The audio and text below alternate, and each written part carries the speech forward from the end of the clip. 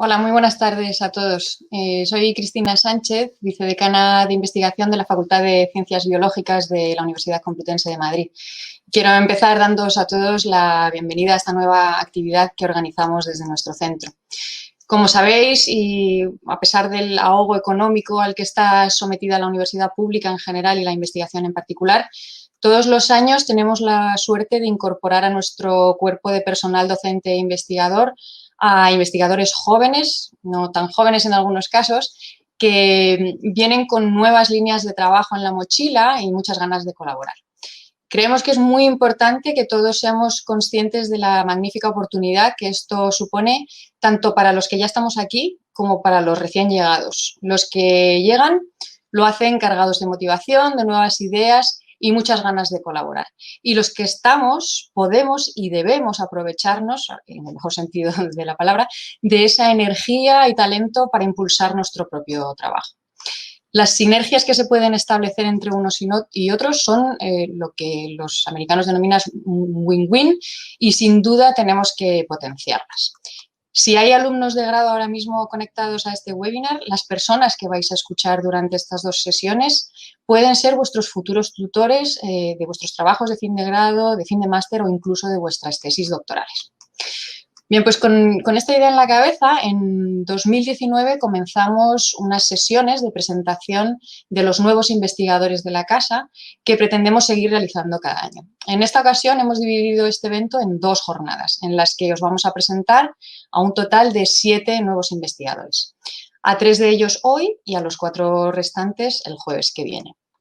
Antes de comenzar las presentaciones, os voy a explicar el formato que va a tener esta sesión. Los 3 ponentes de hoy están en el salón de actos de la facultad, respetando, por supuesto, todas las medidas higiénico-sanitarias, y van a ir haciendo sus presentaciones desde allí. Hablarán unos 15 minutos aproximadamente cada uno y después de cada intervención abriremos un breve, muy breve turno de preguntas, 1 o 2 como mucho.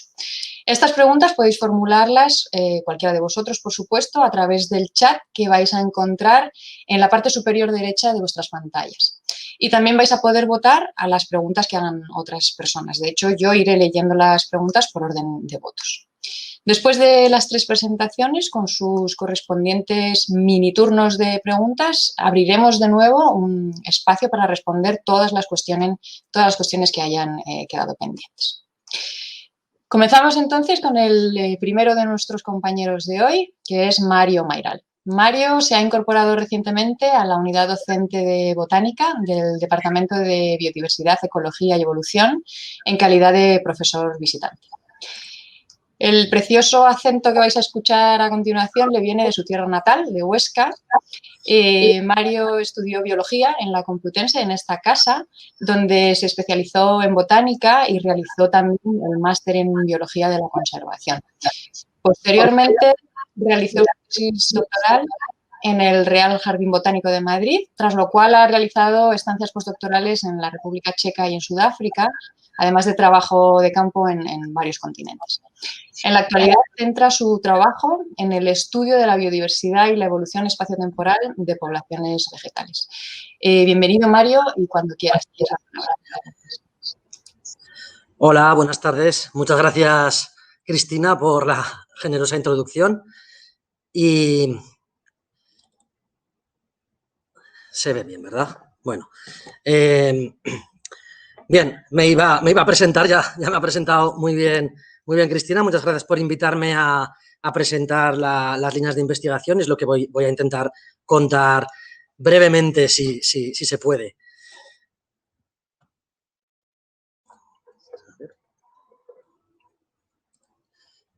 Vale.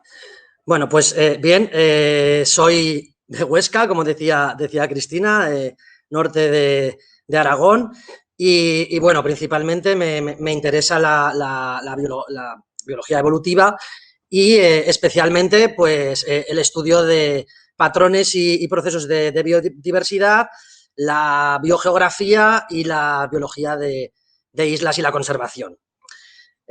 Ya ha comentado Cristina, esta fue mi tesis en el Real Jardín Botánico de Madrid sobre macroevolución y microevolución en sistemas insulares. y luego 2 sendos postdocs en la Charles University en Praga sobre las consecuencias de la poliploidía y en Sudáfrica un poquito más largo, unos 3 años sobre biogeografía de la Antártida. Luego he realizado algunas otras estancias postdoctorales en sitios tan variopintos como Emiratos Árabes o la estación subantártica de Marion. Y bueno, ¿por qué este título tan altisonante, ¿no? de la charla? ¿Qué sentido tenía esto de la revolución naturalista? Bueno, pues hace tan solo 2 siglos el origen y la evolución de las especies se explicaba, todavía Linneo lo explicaba como un único centro de dispersión desde el monte Ararat, desde donde habrían salido todas las especies y habrían colonizado el resto del planeta. Con la entrada en escena de las ideas de Darwin y Wallace, también creían en centros de dispersión, pero acababan con esa inmutabilidad de las especies. Posteriormente, ya a mediados del siglo XX, la entrada en escena de la teoría de tectónica de placas de Alfred Wegener y la sistemática cladista de Willy Hennig, pues ya dio lugar a que se pudieran postular pues otro tipo de teorías alternativas, como era la vicarianza, ¿no? Y bueno, y en las últimas 3 décadas hemos asistido, sobre todo pues, con el desarrollo de herramientas moleculares, etcétera, que cuento ahora, a una innovación enorme, ¿no? Sobre el origen y este origen, esta evolución de las especies y esta revolución de lo que hacían estos naturalistas que ahora va a pasos agigantados, ¿no? Entonces, bueno, las hipótesis un poco canónicas que yo empecé testando en mis investigaciones eran vicarianza versus dispersión y, bueno, usando disyunciones que las disyunciones biogeográficas, tanto entre continentes como dentro de continentes, pues nos cuentan historias inverosímiles, ¿no? de la colonización en el espacio y en el tiempo de los organismos. Entonces, bueno, como antaño se hacía, pues siempre se empieza con muestreos y trabajo de campo, aunque ahora estábamos comentando hace un momento que esto queda reducido a la mínima expresión, pero bueno, aquí algunos sitios donde he estado principalmente pues haciendo trabajo de campo, recogiendo muestras para estos trabajos. Entonces, bueno, ya en faena con algunas de las técnicas que se vienen usando mucho estos últimos años, pues bueno, por supuesto, las reconstrucciones filogenéticas y las dataciones, ¿no? de linajes, que bueno, no me voy a parar a explicarlas en detalle porque no hay tiempo, pero bueno, es un poco el primer paso. Y luego, para reconstruir la evolución de los linajes, pues en concreto han evolucionado muchos estas técnicas de biogeografía probabilística o paramétrica, que bueno, pues con las que se pueden reproducir, veis en estas diapositivas, ahora lo veremos con más detalle, la evolución en el espacio. Un poco a nivel ya más de intraespecífico serían aproximaciones ya filogeográficas, donde, bueno, aquí he puesto algunas que he usado yo, que digamos que son un poco, casi las 3, un poco que más han usado, que han sido la filogeografía comparada, los modelos de difusión bayesiana y los modelos de poblaciones de coalescencia, ¿no? Y luego, aparte, pues otros modelos demográficos más recientes, que nos cuentan historias más recientes, como la computación bayesiana aproximada. Y bueno, y luego, aparte, ya técnicas más a nivel intrapoblacional, pues simplemente a modo de ejemplo, algunas de las que yo he manejado en mis investigaciones y que, bueno, que se siguen usando, algunas de ellas bastante, ¿no? Cloroplastos, secuencias cloroplásticas y nucleares, bueno, marcadores AFLPs que ya están cayendo un poco más en desuso, pero para cosas siguen siendo útiles, microsatélites, o ya técnicas más novedosas, ¿no? Como puede ser RADSEC. Y bueno, y luego otras técnicas que serían pues complementarias a estas aproximaciones, diferentes, ¿no? Serían modelizaciones de nicho ecológico, que también pues se usan para inferir estas historias, tanto en tiempos geológicos recientes, como se vienen usando, pues sobre todo a esta escala, es decir, desde el último máximo glaciar hasta la actualidad, los últimos 21.000 años, o ya algunas proyecciones paleoclimáticas, que estas a lo mejor ya sí se han usado menos, pues aquí pongo algunos ejemplos de algunas que he realizado pues desde el Mioceno medio hasta la actualidad. Y indican, bueno, un poco el nicho de las especies donde estarían distribuidas en el pasado, ¿no? Y bueno, este es un marco mostrando mis intereses de investigación. Pues bueno, principalmente serían biodiversidad y evolución, y ya lo he dicho, biogeografía, filogeografía y genética de poblaciones para buscar esos refugios de diversidad, esa diversidad intraespecífica que cada vez se está revelando mucho más interesante y que nos cuenta mucho que no sabíamos. Entonces, principalmente estoy interesado en conectar estas aproximaciones entre macroevolución y microevolución que tradicionalmente han estado estudiadas en campos separados y que de aquí a las últimas décadas pues vienen conectándose, ¿no? Con un marco un poquito más concreto de evolución espaciotemporal y luego también de conservación y de biología de islas. Pues las islas ya sabemos que son laboratorios, ¿no? Aislados, pues donde estudiar este tipo de eventos da mucho juego. Y bueno, a ver si me da tiempo, voy a contar con estas técnicas que acabo de contar un poco, voy a contar pues algunos de los ejemplos de aplicaciones que yo he usado, estas técnicas en mis investigaciones, ¿no? Esto es un mapa una representación de África hace 15 millones de años, en el Mioceno medio. Podemos decir que África estaba cubierta por una vegetación casi lujuriosa, ¿no? El norte de África era verde, y hace 7 millones de años, cuando empieza a aparecer el desierto del Sáhara, diversos fenómenos geológicos como el levantamiento del Valle del Rif por la parte este del continente, generaron, esto generó una sombra de lluvia orográfica que evitó que entraran las precipitaciones y que empezara una gran aridificación. Desde hace 7 millones de años hasta la actualidad, esta gran aridificación ha generado una extinción enorme en toda la biota del norte de África, y a ambos extremos del continente, aquí vemos al oeste, pues por ejemplo, en Marruecos, en el Rif, o el Atlas, y al este, en el este de África, el Gran Valle del Rif, habrían actuado como refugios de esas especies que habrían ido moviéndose buscando refugios climáticos, ¿no? donde, digamos así, sobrevivir. Es decir, habrían seguido su nicho ecológico y se habrían refugiado allí. Otras muchas especies en el continente no consiguieron refugiarse y habrían saltado a los archipiélagos oceánicos a ambos lados de África. Al oeste, por ejemplo, Macaronesia, Canarias, y al este, pues por ejemplo, Socotra, en el Cuerno de África. Y entonces, por eso, si damos un paseo tanto por Canarias como por Socotra, pues encontramos especies muy parecidas, como balos, romeros marinos o dragos, paisajes muy parecidas, porque precisamente son especies antes ampliamente distribuidas que han quedado restringidas por esa gran aridificación en los últimos 7 millones de años. Entonces, bueno, hay numerosos ejemplos. Aquí muestro algunas de estas distribuciones que llamamos disyunciones y vienen a ser pues linajes hermanos separados a ambos lados de África. A la izquierda vemos, por ejemplo, los vejeques del género Aeonium, que están refugiados al oeste de África, en las islas de Macaronesia, y al este en el Cuerno de África. Y patrones repetidos en linajes de plantas sin emparentar. Y bueno, no solo plantas, también otras ramas del árbol de la vida. Esta es la distribución mundial, en concreto, de un género que ya estudié más a fondo en mi tesis, el género Canarina, que, bueno, tiene 3 especies, una al oeste, Canarina canariensis en Canarias, y 2 especies al este, salpicando altas mesetas, lo que llamamos islas en el cielo, o Sky Islands, hábitats de altura geográficamente aislados, donde hay 2 especies.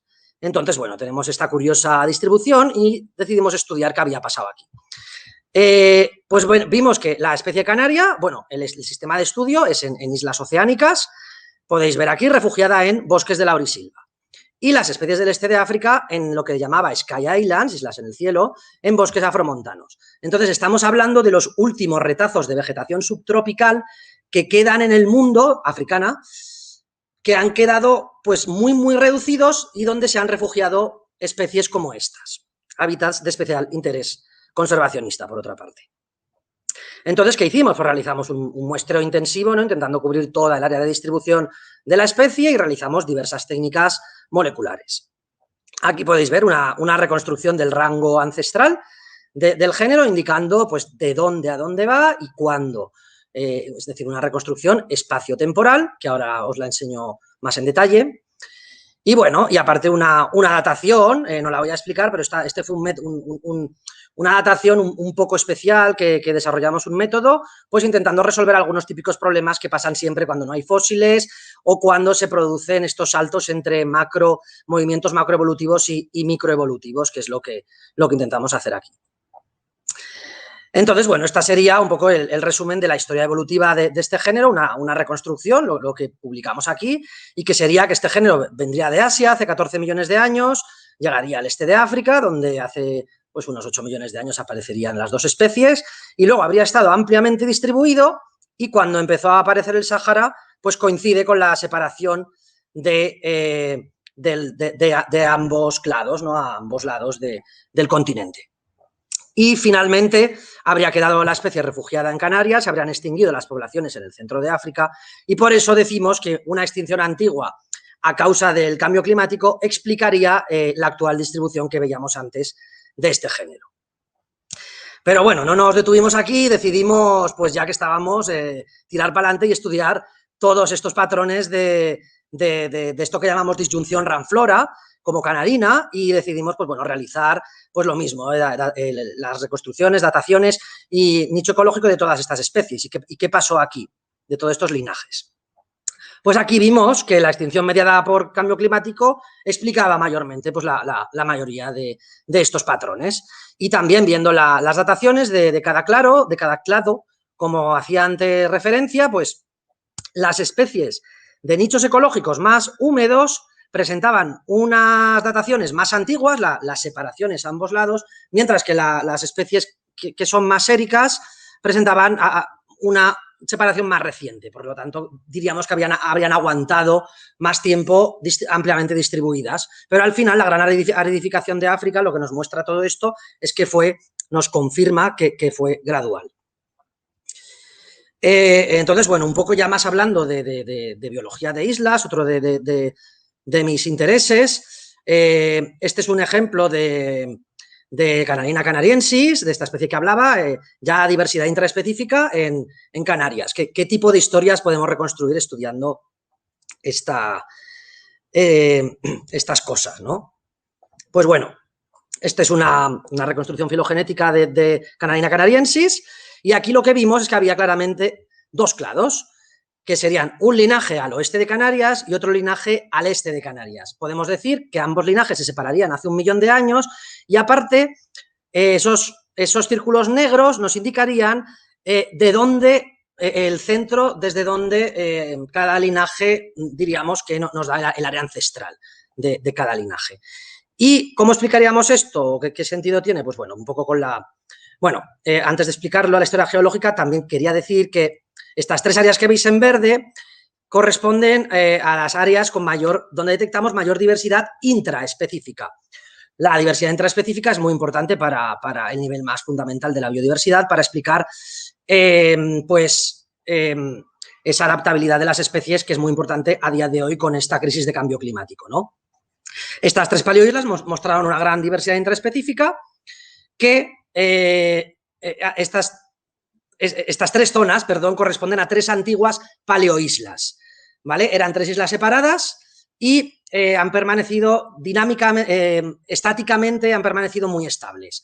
Entonces, diríamos que estas 3 áreas que son paleoislas serían reservorios de diversidad genética antigua. Y os explico esto más detalladamente. Esto sería las 3 paleoislas separadas antes de que emergiera el edificio volcánico del Teide hace más o menos 3,5 millones de años. Esta explosión fusionó las 3 paleoislas y dio lugar a lo que actualmente conocemos como la isla de Tenerife, ¿no? Pues bien, estos eventos en geología insular son muy comunes, de islas oceánicas. Vulcanismo intenso, desprendimientos de ladera, habrían azotado a Tenerife continuamente desde esa emergencia del Teide y habrían ido generando extinciones más o menos en toda la isla, menos en esas 3 paleoislas, que habrían permanecido geológicamente más estables y por eso al estudiar especies como esta ampliamente distribuidas, como Canarina, pudimos ver que estas áreas actuarían como refugios de biodiversidad en este tipo de especies. Entonces decimos que son hotspots, puntos calientes de diversidad intraespecífica. Aparte de estas 3 áreas, detectamos que se habrían colonizado el resto de islas en Canarias y, por lo tanto, estas áreas tienen especial interés a nivel conservacionista porque la diversidad intraespecífica merece la pena conservarla. Este es un ejemplo de islas en el cielo, en el este de África, con... Bueno, aquí a la derecha se ven las 2 hipótesis canónicas que se suelen manejar aquí, que suele ser pues que estas islas, los patrones que vemos de distribución de especies han sido colonizadas por dispersión a larga distancia entre islas o porque durante las glaciaciones los cinturones de vegetación descendieron hasta 1000 metros y se conectaron y entonces las especies pues migraron entre parches, lo que actualmente vemos como parches. Entonces, bueno, aquí también he hecho algunos estudios centrados en Sky Islands. Aquí muestro uno que bueno, este está por publicar con estas hierbas del género Festuca, donde mostramos esta hipótesis que viene a mostrar la colonización a ambos lados de África, desde el Valle del Rif hasta el Monte Camerún al oeste, que estas son más o menos todas las montañas que hay allí en las latitudes tropicales de África, y esta especie está ampliamente distribuida. Entonces hemos reconstruido un poco la historia de colonización, ¿no? Como explicaba antes con Canarina, pues con las festucas. Y bueno, también otras cosas que hemos visto con el estudio de estas islas es que la ruptura de los continentes, en este caso en el este de África, pues ha generado unas rutas paralelas, que lo vemos a nivel intraespecífico, rutas paralelas filogeográficas, ¿no? Donde los linajes van migrando a ambos lados del Valle del Rif y el Rif actúa como barrera para el flujo génico. Más cosas. Esto ya a nivel un poquito más reciente, ya no hablando en el tiempo, ¿no? Reconstrucciones demográficas, ¿no? Estudios demográficas. Este fue en concreto en todos los bosques subtropicales de los que hablaba, de las especies del género Canarina, pues estudiamos todas sus poblaciones con microsatélites y utilizamos testamos escenarios demográficos, estos 4 de aquí. Todas las poblaciones con Approximate Bayesian Computing mostraron un escenario de declive y, por lo tanto, lo que detectamos, aparte muy baja variabilidad intraespecífica, detectamos una deuda de extinción de una especie ampliamente distribuida y que aparentemente no está amenazada. Parece ser que sí que está sometida a una futura deuda de extinción y las poblaciones, pues muchas de ellas están, diríamos, un poco condenadas a desaparecer. Esperemos que no. Y bueno, a raíz de esto, pues muestro aquí otros estudios, ¿no? Esto, bueno, realicé algunos estudios más de conservación, un plan de recuperación de especies en peligro crítico en estas laurisilvas. En concreto, estas son especies de Gran Canaria muy amenazadas, pero también muy interesado en especies ampliamente distribuidas y aparentemente no amenazadas, pero que su estudio nos cuenta, pues eso, unas historias que no nos cuenta, que son difíciles de encontrar de otra manera. Entonces, aquí pongo 2 especies ampliamente distribuidas en Canarias y en la cuenca mediterránea también, y que, bueno, vienen a mostrar estos estudios que la diversidad intraespecífica en cada isla es única y enorme y que bueno, está desapareciendo en estos últimos años este concepto que tenemos de que las especies están ampliamente distribuidas, sino que allí hay más que contar.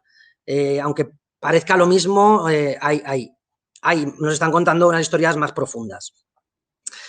Y algunas preguntas que nos podemos plantear utilizando estas aproximaciones, pues es cómo de repetible es la microevolución en las islas o la pérdida de la dispersión en islas, porque al estudiar estas especies ampliamente distribuidas la podemos testar.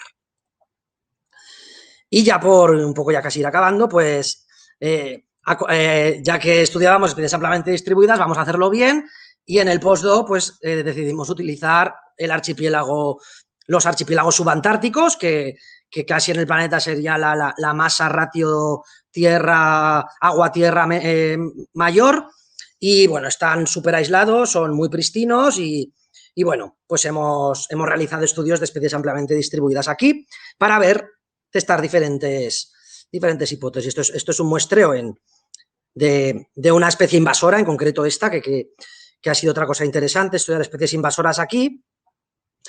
Y estas serían un poco las hipótesis, bueno, pues que podemos testar con este tipo de estudio. Si la colonización habría sido, por decirlo así, natural a base de unas corrientes oceánicas que llevan ahí instauradas millones de años y que soplan de oeste a este, si habría sido por dispersión por animales o múltiples introducciones combinando varias cosas, como pasaría en este caso con esta especie invasora, Poa annua, la cual estamos estudiando intensamente.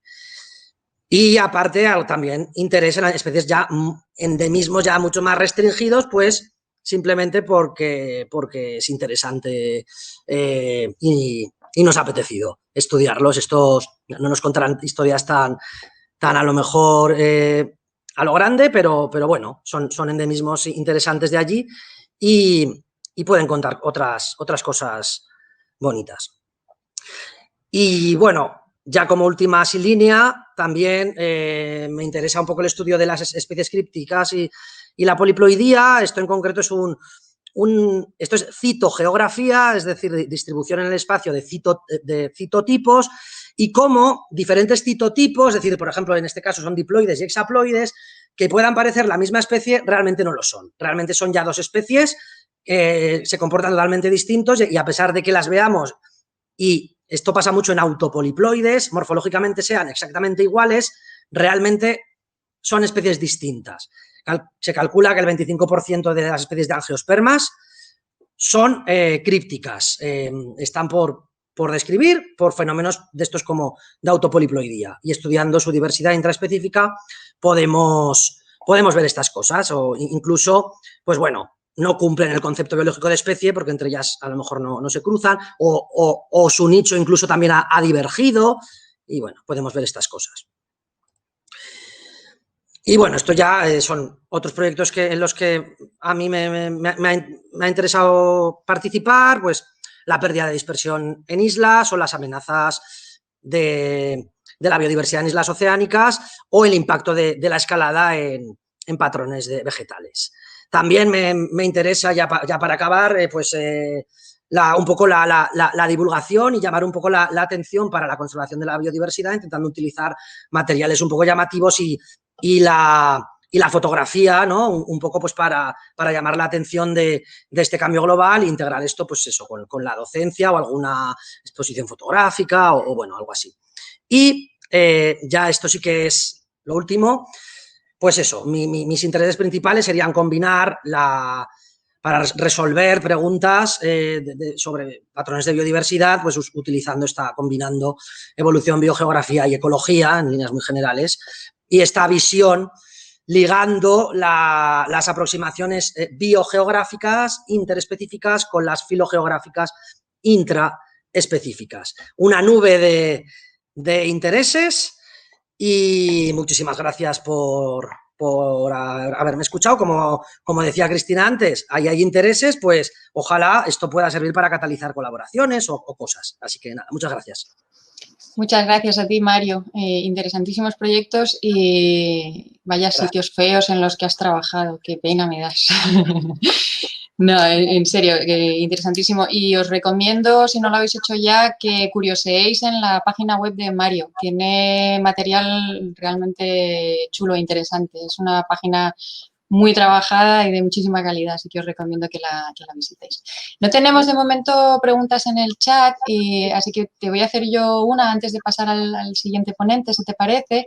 Y bueno, acabas de aterrizar en la Complutense, nos has dado una perspectiva de lo que has estado haciendo hasta ahora y me gustaría que compartieras con nosotros cuáles son los proyectos en los que vas a trabajar ahora aquí en la facultad y insistiendo en la gente más joven, en nuestros alumnos, si tienes pensado admitir a estudiantes para hacer trabajos de fin de grado, de fin de máster, tesis, vale. ¿Cómo planteas el desarrollo de tu grupo de investigación ahora? Me gusta mucho que me hagas esa pregunta porque me ha comentado al final, pero no lo he comentado bueno, pues porque estaba hablando demasiado.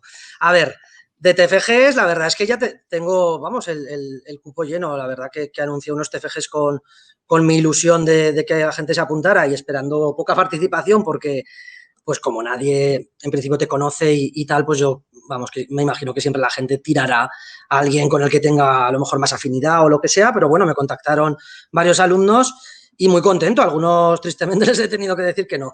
Y bueno, ¿y de qué son los TFGs? Pues estoy haciendo varios con varios compañeros y también inicia la investigación.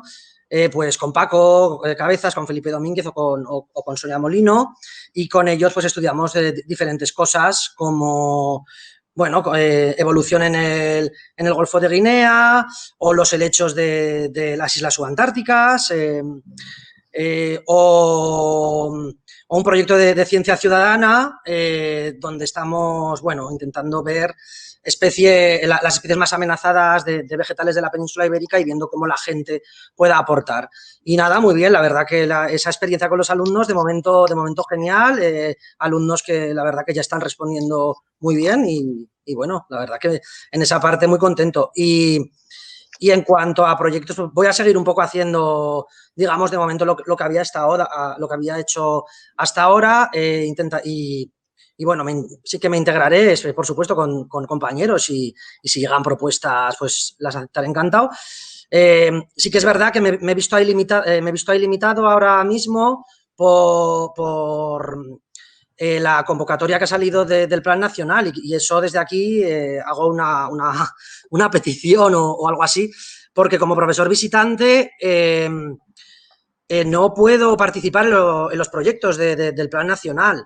Y, jolín, la verdad que todo esto que he presentado, pues sería, yo creo, interesante poder intentar impulsar cosas de estas con compañeros que sé que me lo han pedido, pero no se puede participar en el Plan Nacional. Y por eso, pues bueno, desde aquí digo que profesores visitantes nos invitan en principio un año prorrogable, pues que se intente, por favor, expandir, pero bueno, con mucha ilusión y deseando hacer muchas cosas. La verdad que es una pena que esto esté así, porque estaría muy bien que estuviera todo el ambientillo universitario, me apetece un montón y eso. Muy bien, muchas gracias, Mario. Cojo el testigo de tu petición y hablaremos con la vicerrectora de investigación, porque es una torpeza desde mi punto de vista que la universidad no apueste por gente que puede traer recursos económicos, investigación de calidad, como has demostrado a lo largo de tu carrera científica. Gracias. Estamos tirando piedras contra nuestro propio tejado, o sea que cojo el testigo y trasladaré tu solicitud, que es más que razonable, a nuestros superiores en el negociado de investigación. Muchas gracias, Mario. Gracias a ti, Cristina. Bueno, vamos a pasar, de momento sigue sin haber preguntas, así que las dejamos para el final. Vamos a pasar al siguiente ponente del día, que es Raúl Bonal. Raúl es profesor contratado doctor de la unidad docente de zoología del Departamento también de Biodiversidad, Ecología y Evolución. Se doctoró en biología en la Universidad Autónoma de Madrid, tras lo cual trabajó en distintas instituciones, entre ellas la Universidad de Extremadura, la Universidad de Castilla-La Mancha o el Museo de Historia Natural de Londres, entre otros. Su trabajo se centra en el estudio de las interacciones planta-animal y en la ecología de los bosques, para lo cual utiliza metodología muy variada, como Mario, que incluye trabajo de campo y experimentación en laboratorio con técnicas de biología molecular, por ejemplo. Raúl y Mario son dos ejemplos, como veis, de que esa distinción clásica entre la bata y la bota está más que obsoleta. Bienvenido, Raúl, y tienes la palabra cuando quieras. Muchas gracias. Pues nada, muchas gracias por la presentación y bueno, pues lo mismo que ha dicho mi compañero Mario, es un placer, bueno, primero esta invitación y estar aquí y tener la posibilidad pues de dar a conocer lo que hago y bueno, luego también nos hemos incorporado hace muy poco a la Complutense y bueno, en mi caso he dado bastantes vueltas, he estado en diferentes universidades españolas, estuve en el CSIC también 6 años, en un centro del CSIC, en el extranjero y bueno, pues ahora ya afortunadamente me ha llegado el momento de, además con una plaza que ya me da una continuidad en la Complutense, de poder desarrollar pues mi docencia y mi investigación aquí. Y bueno, en mi caso, más que hablar de mi trayectoria, voy a centrarme sobre todo en pues en lo que he estado trabajando últimamente. Yo he tenido una trayectoria en la que he trabajado con diferentes cuestiones, muchas de biología evolutiva, cuestiones más puras, ecología evolutiva, pero también siempre, pues, por el modelo de estudio que he tenido de interacciones de insectos con quercinias, ¿no? Con encinas, alcornoques, robles, pues esto ha tenido una vertiente aplicada pues muy directa, ¿no? Y en ella me centré en mi primer proyecto como investigador principal y bueno, pues de esta línea es en la que estoy ahora y en la que quiero hablar. Como has comentado, pues esa distinción de bata y bota pues ya está superada y vais a ver ahora, bueno, pues que realmente todo se puede integrar. Bueno, lo bueno de, como siempre digo, cuando das una charla en el extranjero tienes que explicar lo que es una dehesa, pero en España pues no hay que explicarlo, ¿no? Todo el mundo lo ha visto, es el sistema silvopastoral más extenso de Europa. En España, dependiendo de cómo se calcula, hay 3-4 millones de hectáreas. En regiones como Extremadura es 1 millón de hectáreas, solo en esa región. Tiene una gran importancia socioeconómica, es como se llaman ahora, están de moda, son estos bosques multifuncionales, ¿no? O que dan pues, diferentes recursos como corcho, leña, picón para el carbón y también apicultores que meten ahí las colmenas, pero sobre todo el principal uso es el uso ganadero, ¿no? Y aquí he puesto una foto pues, de unos cerdos que quien no conoce el cerdo ibérico o lo ha degustado. Y luego también es que aparte tiene un valor natural excepcional, ¿no? Es el hogar, ¿no? Uno de los hábitats de especies emblemáticas y algunas en peligro de conservación como son pues, el águila imperial y el lince ibérico. Pero desde un punto de vista productivo, porque ya digo que en muchas regiones, ¿no? Pues la dehesa es un bosque que se explota, o sea, es un bosque humanizado y es un bosque del que vive mucha gente, ¿no? Es un sistema, es un agroecosistema. Entonces, pues hay algunas plagas que, igual que en otros sistemas agropecuarios, causan una serie de problemas, sobre todo desde el punto de vista de su rentabilidad económica, ¿no? Y entre ellas pues están los defoliadores, que son la gran mayoría orugas de lepidópteros, muchas veces de polillas, o sea, lepidópteros nocturnos, y luego los perforadores de bellotas, que están, pues, bueno, esto que seguro que cualquiera que haya comido una castaña lo ha visto, ¿no? Al abrir una castaña son larvas de coleóptero del género Curculio y luego en menor medida, pues, orugas de polillas del género Cidia, ¿no? Otro tortrícido. Y digo yo, ¿no? ¿Por qué hay que controlar las plagas? Bueno, a lo mejor desde el punto de vista de la regeneración natural hay gente que dice que sí. Yo, sinceramente, quizá, ¿no? La regeneración natural, bueno, es, hablando así simplemente, pues el asegurar, ¿no? Que la producción de semillas de los árboles se traduce pues en un reclutamiento natural, ¿no? Pues en una regeneración natural de nuevos arbolitos que vayan pues asegurando la transición cuando los más viejos vayan muriendo. Y esto es un problema grave en la dehesa, pero quizá este tipo de plagas de insectos no son el principal problema, ¿no? Son más pues la gran depredación de bellotas por ungulados, ciervos, jabalíes o el propio manejo del sistema que impide pues el establecimiento de nuevas plantas. Yo hoy, aunque he trabajado mucho en regeneración y al final de una perspectiva de esto, este enfoque de ahora es desde el punto de vista de las pérdidas económicas que puede provocar por un recurso que nos parece ilimitado, ¿no? Faltan bellotas. Bueno, pues a veces las bellotas son limitantes para los productores, sobre todo de cerdo ibérico, ¿no? La bellota está sujeta a muchas fluctuaciones interanuales por el clima y, bueno, hay años que realmente la producción de bellotas no da para criar con bellota el número de animales que están planificados. Entonces, sí, pues de cara a eso, los perforadores de bellotas quizás son el principal problema. Aquí tenéis una larva de coleóptero, ¿no? Que se comen, bueno, pues la hembra hace la puesta dentro de la bellota, la larva pues se come a veces todo el cotiledón, a veces deja algo de cotiledón, pero vamos, las pérdidas de biomasa de la bellota pues son cuantiosas. Y bueno, tengo aquí una media que podría decirse que de media sí atacan el 50% de las bellotas están afectadas por estos insectos. A veces son muchos más, a veces menos, pero bueno, hay años, sobre todo si la producción es baja, los insectos que atacan a las bellotas antes de que caigan al suelo copan casi la producción. Hay tasas de un 80%, una barbaridad. Y luego la defoliación, está obviamente la pérdida de tejido fotosintético, ¿no? Deja marcas, incluso hay gente que ha visto los anillos de crecimiento de los árboles y después de fuertes defoliaciones los árboles crecen menos, ¿no? Porque su fábrica, ¿no? Su fábrica de energía, ¿no? Por así decirlo, bueno, pues se pierde. Pero aparte, hicimos un experimento hace poco, una cosa que parece intuitiva, pero que nadie lo había probado de manera experimental, que era pues excluir artificialmente las orugas de una serie de brotes y no de otros, de los mismos árboles. Bueno, y vimos que cuando tú excluías la defoliación, los árboles que estaban en los que excluías a los defoliadores, pues había menos abscisión de brotes durante el verano y se producían más bellotas. ¿Por qué? Porque en las otras, después de la defoliación, pues los brotes se caían durante el verano, o si no se caían, pues la pérdida de masa foliar impedía que las flores pues cuajaran en bellotas.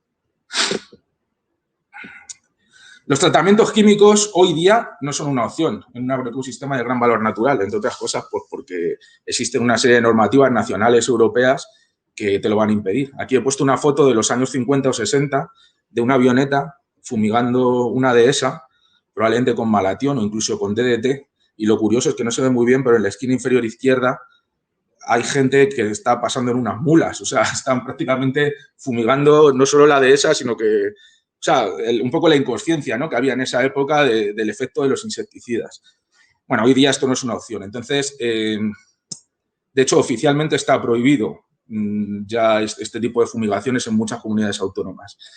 La intensificación, entonces, ¿cuál es la alternativa, no? Pues la alternativa dentro de un planteamiento de control integrado de plagas es pues, diversificar métodos de control. Entonces, nosotros nos hemos centrado en lo que es la filosofía de la intensificación ecológica. ¿Qué es esto? Bueno, pues es aprovechar lo que está ahora muy de moda decir, los servicios ecosistémicos que determinados organismos pueden aportar para aumentar la productividad de los ecosistemas. Y, bueno, vamos a ver qué servicios ecosistémicos, o sea, qué nos pueden aportar determinados organismos para alcanzar nuestro objetivo. ¿Cómo se nos ocurrió? Voy a hablar un poco del origen, ¿no? Un estudio previo que hice en la tesis hace 12 años nos dio la idea, ¿no? Yo hice la tesis en el Parque Nacional de Cabañeros, en el cual me estaba preocupando sobre todo de la regeneración, de los problemas que los ungulados causaban a la regeneración del encinar, ¿no? La cantidad de bellotas que comían o de plántulas y que impedían que hubiera nuevas plantitas, nuevos reclutas. Y eso es un efecto directo negativo de los ungulados en las encinas, pero luego, casi por casualidad, y aunque al final se publicó un trabajo, nos dimos cuenta que también depredaban muchas larvas bellotas que tenían larvas dentro, de manera que tenían un efecto negativo tan fuerte sobre la población de insectos depredadores de bellotas, porque los insectos caían dentro de las bellotas, permanecían 20 días en el suelo, y en esa época, bueno, pues los ungulados, ciervos, jabalíes, que en ese parque nacional los hay a centenares, ¿no?, pasaban por allí y depredaban a las larvas, con lo cual hacían bajar las poblaciones de insectos y beneficiaban a las encinas, ¿no? Entonces los ungulados tenían un efecto indirecto positivo sobre las encinas. De hecho, bueno, estos son interacciones tróficas complejas. Hicimos unos experimentos vallando, bueno, en unas zonas que ya estaban valladas por otro motivo en el parque. Y, bueno, aquí tenéis unas ciervas comiendo bellotas y comiendo insectos al mismo tiempo, ¿no? Lo que no parece, pero los insectos son vulnerables durante ese periodo. Entonces, bueno, pues aquí podéis ver una gráfica muy sencillita de cómo en 2 años seguidos, pues en las zonas en las que no había ciervos y jabalíes, las tasas de infestación, ¿no?, por parte de insectos pues eran mayores. A raíz de esto, bueno, pues cuando ya tuve un contrato es lo que hablaba un poco antes Mario, ¿no?, que muchas veces tienes ideas pero no las puedes desarrollar porque no tienes un contrato que te lo permita. Bueno, pues yo ya afortunadamente hace unos años tuve mi primer contrato, un contrato regional de talento de una duración que me permitió ser investigador principal de mi primer proyecto del Plan Nacional. Y entonces lo quise centrar en esta idea, retomando esta idea de la tesis, pero planteándome unas nuevas preguntas y, sobre todo, como estaba en esa época en la Universidad de Extremadura, pues aplicada a la dehesa, ¿no?, que es omnipresente en esa región. La pregunta que me planteaba era si las plagas de la dehesa, ¿no?, pueden ser controladas por el ganado y cómo modificar, ¿no? Cómo cambiar, si es necesario, el tipo de manejo tradicional que hay o el calendario de pastoreo para maximizar ese efecto negativo que pueden tener los propios ungulados sobre el insecto que de alguna manera les compite con ellos, ¿no? Entonces, bueno, hicimos un experimento de levantamiento de nuevos vallados y comparamos las poblaciones de insectos defoliadores y perforadores de bellotas entre zonas control, que no vayamos, zonas de exclusiones de corta duración, que vayamos durante 2 años, y luego unas zonas de dehesa que llevan más de 10 años antes de que llegase yo sin ganado. Aquí podéis ver en la foto de la derecha, sobre todo, cómo el banco de semillas de jaras que hay en una dehesa, y, o sea, el efecto que tiene el ganado, que en 2 años sin pastoreo empieza a salir un jaral. O sea, es una cosa realmente que nos llamó mucho la atención. Bueno, los primeros resultados que vimos es que, efectivamente, al cabo de 2 años y comparando con las zonas de larga duración, si desaparece el ganado, aumentan el número de orugas en los árboles. Cuando excluyes el ganado, no solo cambia eso, sino... o cuando hay ganado, o las diferencias entre ganado y no ganado, no solo cambia el número de orugas, sino las estrategias vitales de esas orugas, ¿no? En las zonas en las que hay ganado, la proporción de orugas que pupan, la pupa es una fase que es después de comer como oruga, antes de transformarse en mariposa, ¿no? Pasan un periodo de crisálida antes de formarse. Entonces, algunas lo pasan en el suelo, otras lo pasan en grietas del árbol, otro en las ramas o escondidas, ¿no? Con una especie de fundita de tela entre hojas.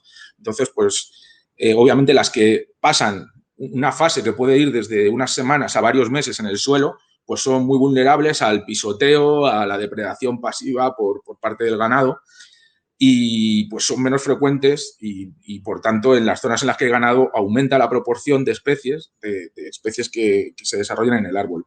Y luego las tasas de defoliación fueron menores donde había ganado.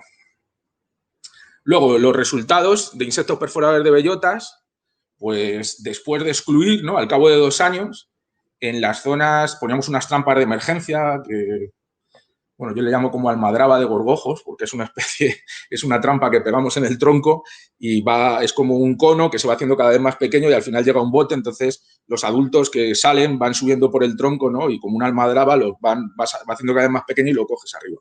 Bueno, pues así mostrábamos los adultos, no he podido poner foto por no extenderme más, pero vimos que en las zonas en las que fluía el ganado, al cabo de 2 años empezaban a salir más adultos. ¿Por qué? Porque menos larvas habían sido depredadas, en esas zonas más larvas se habían enterrado bajo tierra y, bueno, pueden llegar a pasar 1 o 2 años bajo tierra las larvas y en esos 2 años pues iban saliendo más adultos.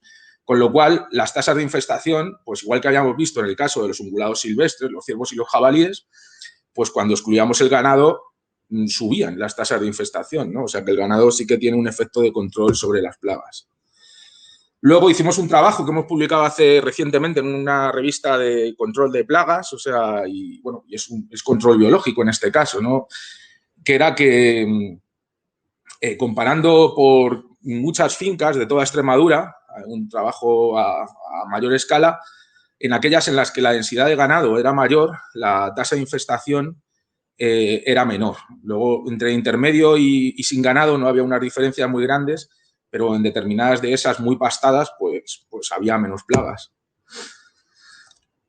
Con lo cual nos empezamos a plantear, decir, hombre, pues a lo mejor la utilización o el manejo de llevar como grupos grandes de ganado, ¿no? a pastar a determinadas zonas, se podría utilizar para de alguna manera ir, entre comillas, limpiando o limpiando la finca de este tipo de plagas, de estos insectos, ¿no? Tanto de insectos defoliadores como sobre todo de los perforadores de bellotas. Claro, una cosa que nos planteamos es, bueno, yo qué sé, una dehesa es muy grande, tú no puedes sobrecargar toda la dehesa a la vez, tienes que hacer una concentración de los animales en un determinado sitio y estos insectos vuelan.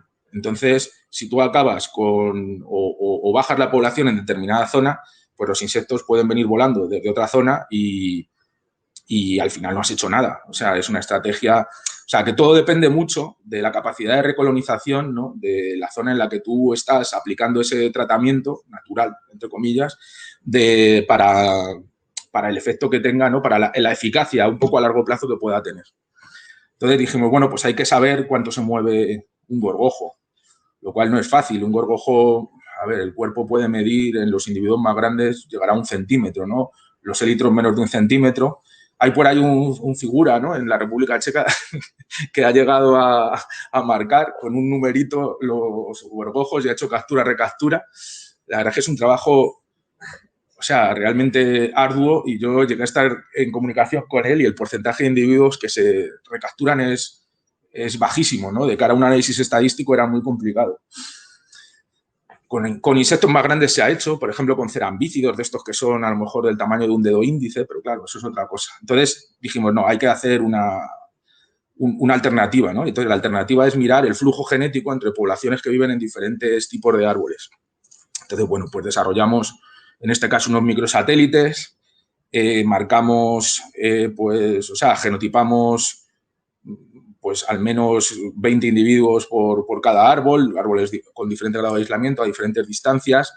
Y bueno, nosotros teníamos la idea de que estos animales, aunque pueden volar, esto es curioso, pueden volar, pero vuelan poco. ¿Por qué? Porque este animal tiene un tiempo de vida limitado, las hembras tienen prisa por colocar todos los huevos que puedan antes de morir y no pueden estar visitando toda la dehesa antes de poner los huevos, ¿no? Entonces, nosotros teníamos una idea de que animales, o sea, insectos, la tasa de infestación dependía mucho de los insectos que salían debajo de cada árbol. Es una evidencia indirecta que teníamos, lo cual nos quería decir que, bueno, pues no se deben estar moviendo mucho entre árboles, pero bueno, la genética nos vino a corroborar que existía un aislamiento genético bastante considerable entre árboles y, bueno, en un rango de 250 metros ya existía limitación al flujo genético. O sea, esto quiere decir que los animales pueden volar. Evidentemente, por ejemplo, en el caso de este coleóptero no es un gran volador, pero tiene que desplegar las alas, pero no lo hacen, ¿no? No lo hacen pues, por una serie de presiones de la selección natural, no favorece el estar siempre dispersándose.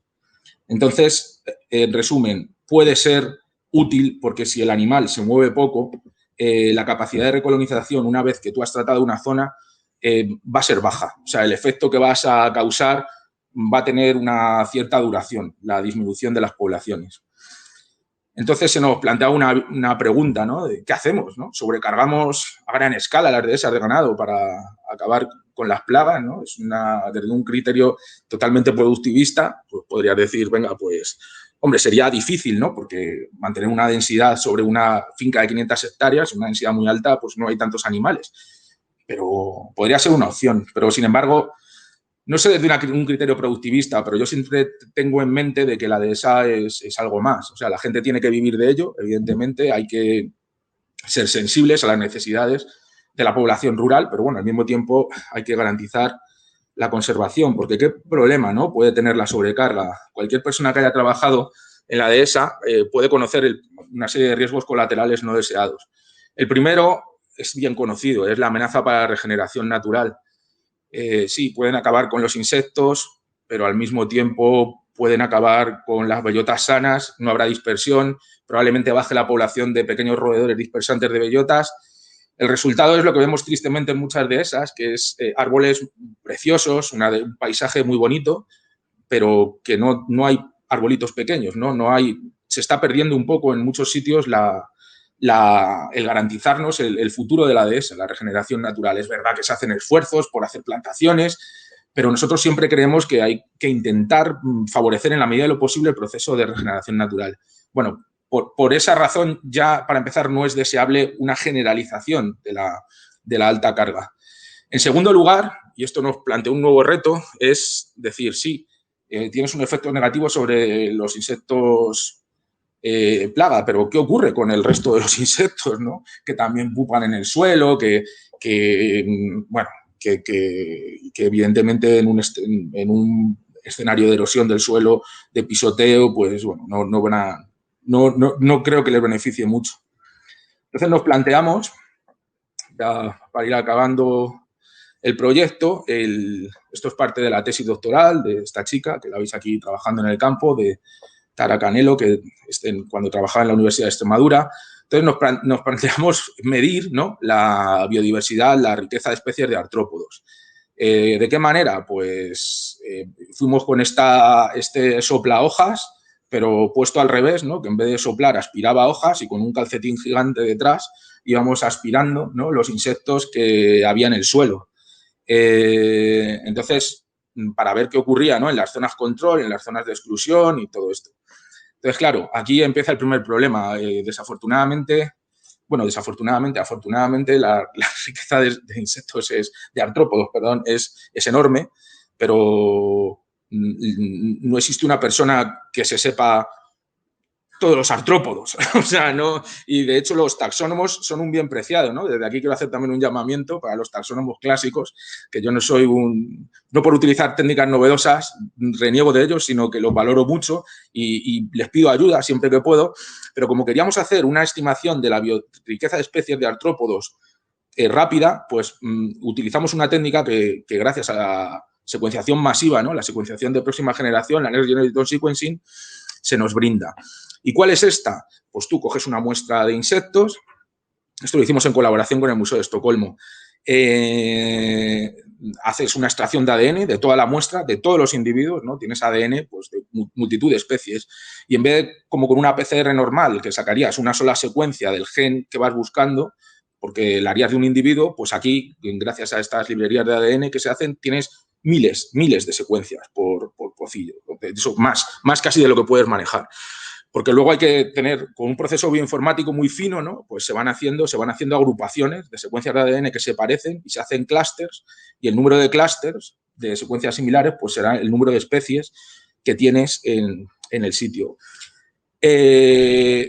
Muchas veces esas especies, si tienes una secuencia de referencia, ¿no? Con la cual compararla y de una especie identificada morfológicamente puedes saber cuál es su nombre, otras veces solo puedes llegar a saber qué género es, otras veces solo puedes llegar a saber qué familia es. Nosotros, he querido poner aquí solo esta gráfica de resultados. A nivel de motus, que es especies potenciales no, son especies, pero no nos hemos querido aquí a meter en el nombre de la especie, ¿no? Se llaman motus por sus siglas en inglés de unidades taxonómicas operacionales, ¿no? Sacadas por molecular. Pues, o sea, lo que se puede traducir en número de especies, vimos que en las zonas donde está presente el ganado, que es en las zonas control, esto es en 3 fincas, en las 3 fincas, ¿no? El gris con el gris, el naranja con el naranja y el azul con el azul, pues se ve que donde hay ganado el número de especies disminuye. La riqueza de especies de artrópodos en general, que sacamos con el molecular, creo que sacamos unas 400 especies de artrópodos, se pudieron delimitar con la técnica esta de nueva Next Generation Sequencing. Ahora, un año después de excluirlas, solo un año ya, o sea, un año después, por ejemplo, de que el ganado desaparece en esa intensidad, ya vuelve a subir bastante rápidamente, ¿no? Esto sacado con el gen 16S, con el citocromosidasa 1, otro marcador, lo hicimos y salía el mismo resultado. Pues solo un año después ya empieza, otra vez se recupera rápido la cantidad de artrópodos del suelo. Con lo cual, el manejo adecuado que planteamos ya es que sí, habría que utilizar altas concentraciones de ganado, pero muy localizadas y hacer como cercas en las que durante el periodo de vulnerabilidad de los insectos, no durante todo el año, habría que hacer que, por ejemplo, en el caso de los principales depredadores de bellota sería en septiembre-octubre, habría que hacer una gran concentración de ganado, ¿no? Durante 3 otoños seguidos, por ejemplo, para conseguir bajar las poblaciones de ese tipo de insectos plaga en ese periodo. Pero después, esa máxima presión ganadera no se debería mantener en un solo sitio para evitar los efectos negativos que hemos visto que de hecho tienen sobre otras poblaciones de artrópodos o sobre la regeneración. Entonces, este tratamiento antiplagas, de alguna manera habría que andarlo rotando entre diferentes cercas de la finca en el periodo de máxima vulnerabilidad y tenerlo como máximo en el mismo sitio 3 años. De esta manera te garantizarías que durante un tiempo, ya que tienen poca capacidad de dispersión, los insectos plaga no volverían y al dejar descansar durante una serie de años esa zona, ¿no? Donde se aplica el tratamiento, se recuperarían más o menos rápidamente el resto de los artrópodos del suelo. Luego, ya para terminar, y un poco en relación de lo que ha preguntado también antes Cristina, quería dejar algunos planes así de futuro, cosas que ya estamos empezando, pero que probablemente vamos a trabajar en los próximos tiempos o publicar. Gracias a este trabajo me empezó a interesar el tema de no solo de la molecular, sino la aplicación de nuevas tecnologías. En concreto, las imágenes multiespectrales, ¿no? Esto es una imagen de una dehesa a la izquierda, grande, ¿no? De 40 hectáreas, y a la derecha 2 imágenes de detalles que sacamos con un dron, con un índice. Bueno, sacan varias capas, se recalculan índices. Este es el más común, el NDVI, el índice de vegetación, que, bueno, pues te mide la productividad, que está relacionada con la actividad fotosintética. Esto es muy curioso. Cuanto más rojo, ¿no? Más actividad. Y vemos en la primavera, la comparación con la primavera, que está el pasto y los arbolitos, que como es un píxel de 10 centímetros se pueden distinguir, están todos bastante activos, y luego en el verano-otoño vemos que el pasto está muerto, aunque está en color verde. Eso quiere decir que está muerto y solo hay actividad fotosintética en los árboles. Entonces, ¿qué queremos medir con esto? Pues queremos medir si en zonas donde a nivel macro, ¿no? Lo que hemos visto a nivel micro, ¿no? O experimental, variando, si las zonas donde hay mayor concentración de ganado, cosa que hemos medido también con collares GPS, que hemos colocado pues, a vacas, a ovejas, a cerdos y todo esto, si en esas zonas pues, hay algún efecto sobre a gran escala, ¿no? Sobre la defoliación o la producción de bellotas. Entonces, para eso, que es lo que estamos haciendo ahora, es fundamental que esas medidas se relacionen con cuestiones de campo, y en eso estamos, ¿no? Para que esas medidas remotas sean útiles. Entonces, bueno, hemos visto que el mayor índice en DVI, ¿no? Tomado luego, está relacionado con una mayor leaf area, o sea, una mayor cobertura de la copa del suelo. Son árboles que están más frondosos. O sea, si están más frondosos, ¿por qué es? Porque tienen una menor tasa de defoliación. Es decir, el dron nos está dando una información de la tasa de defoliación que tiene ese árbol en ese momento, ¿no? Lo podemos medir. Y luego, bueno, como curiosidad, y esto tiene una aplicación, de hecho, que alguna empresa ya me había contactado por este tema en alguna charla que había dado, es la relación entre el índice de vegetación y la producción de bellotas, ¿no? Que te va a dar con una cierta antelación una medida a escala de finca de la disponibilidad de alimento que va a haber para el ganado. Y bueno, esta última aplicación es un poco lo más... De esto todavía no hemos publicado, estamos en ello, y bueno, con esto y más cosas vamos a contar. Quiero decir que, bueno, ya hemos terminado, que, bueno, esta es la parte como más aplicada. Luego también trabajo en cuestiones de evolución más teóricas, de evolución de tamaños corporales, de insectos, de análisis comparados, filogenias. En caso de que, lo digo un poco como nos estamos dando a conocer, estudiantes, proyectos y todo esto, o sea, he querido mostrar esta línea, que es la última y la más aplicada, pero que, bueno, en interacciones planta-animal cubrimos, yo y mi grupo y yo, cubrimos bastantes áreas, y ya está. Gracias. Muy bien, muchas gracias. Muchas gracias, Raúl. Te iba a preguntar, y ya lo has adelantado, pero si teníais financiación de empresas privadas, porque yo creo que podría haber potencialmente mucha gente interesante. Ya has anticipado que sí. Y lo que quería sugerirte es que contactes con la OTRI de la universidad, porque ellos te pueden ayudar a conseguir contactos con empresas que seguramente podrían estar interesadas. Pues sí, pues estaría fenomenal. La verdad es que como acabo de llegar no sabía a dónde dirigirme. Claro, pero... pues mándame un correo y te pongo en contacto con la OTRI, porque ellos ponen en contacto a investigadores con potenciales empresas interesadas, y yo creo que tu proyecto es interesantísimo y que podrías tener fuentes de financiación por ahí, que seguro que ya has tanteado esa opción. Sí, tanteé un poco. Me acuerdo una vez a la gente de empresas como los de Osborne, que llevan lo de 5J y todo esto, y esta gente, claro, sobre todo lo de la productividad, relacionarlo con imágenes de teledetección, pues les interesaba bastante, sí. Muy bien. Bueno, tenemos un par de preguntas en el chat de compañeros de la facultad. La primera es de Álvaro Ramírez y de hecho son 3 preguntas. Primero te pregunta si podrían estar seleccionando poblaciones con mayor capacidad de dispersión, si se podrían estar seleccionando poblaciones con mayor capacidad de dispersión, con consecuencias evolutivas, menciona.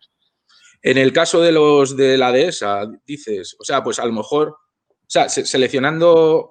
Bueno, quizá eso la verdad es que habría que contrastarlo, ¿no? Estaba pensando, a lo mejor, claro, es que, o sea, en estos, estaba pensando dónde se podría estar seleccionando, si en un bosque de dosel continuo o en una dehesa con árboles aislados. Quizá en un bosque de dosel continuo los animales pueden tender más a dispersarse, pues porque no hay tanta distancia entre árboles, ¿no? Entonces, también es verdad, a lo mejor yo casi pensaría que aquí se podrían estar seleccionando animales con menor capacidad de dispersión porque no tiendan o sea, porque al estar en un medio de árboles aislados, pues tengan, yo no sé cómo percibe el entorno un insecto de este tipo, pero que tenga menos tendencia a dispersarse que otro que vive en un bosque continuo. La segunda pregunta de Álvaro es si se han aplicado estas propuestas de gestión a casos reales y si es así, ¿qué efectos han tenido sobre el jamón?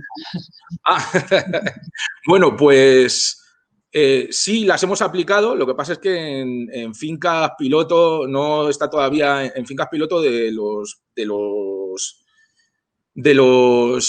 productores pues, con los que hemos trabajado, por ejemplo, en la zona de Cáceres, ¿no? Y sí, claro que se traduce, o sea, un día hicimos el cálculo de, no sé si se podría alimentar, nos salía como casi un cerdo más por hectárea, o sea, un cerdo más por hectárea, o no, por cada 2 hectáreas, como se hace el cálculo, y lo único que nos faltaba cuantificar es eso en dinero, cuánto es, ¿no? Dependiendo del... Pero sí, efectivamente, o sea, la bajada de la tasa de infestación pues puede ir muchas veces del 50 al 25%, y eso son pues muchos miles de bellotas. Ahora no me voy a poner porque está calculado todo, ¿eh? Está calculado cuántos kilos de bellotas se tiene que comer un cerdo para engordar X y tal, pero vamos, ya te digo que sí, se podía alimentar casi un cerdo más por hectárea. Muy bien. Rafa Barrientos, también compañero de la facultad, te pregunta, dice, obviando las cuestiones de biodiversidad, ¿económicamente podría ser contraproducente esa guerra biológica si viene un año malo de bellotas y hay que alimentar a esa sobrecarga de devoradores de bellotas que tienen que controlar las plagas? Pues, claro, el tema es que yo en la concentración de animales la propondría durante la época de septiembre-octubre, que es el momento en el que hay la caída prematura de bellotas con insectos. Luego hay un momento que es el de la lluvia, como digo yo, de las bellotas sanas. Entonces, lo que haría en ese caso sería que la concentración, lo que proponemos nosotros, es que solo se dé en esa primera fase de caída de bellotas infestadas. Entonces, bueno, en ese caso yo creo que no sería contraproducente porque luego cuando cayeran las bellotas sanas no tendrían por qué estar concentrados tantísimos animales en tan poco espacio, sino que se les podría dejar pues esparcirse por la finca y que no hubiera una explotación concentrada tan grande, ¿no?, de alimento. Entonces tendrían pues la disponibilidad normal de bellotas sanas, que las bellotas sanas empiezan a caer a finales de octubre, noviembre. Entonces no creo que supusiera un mayor problema que otro régimen normal de pastoreo. Muy bien.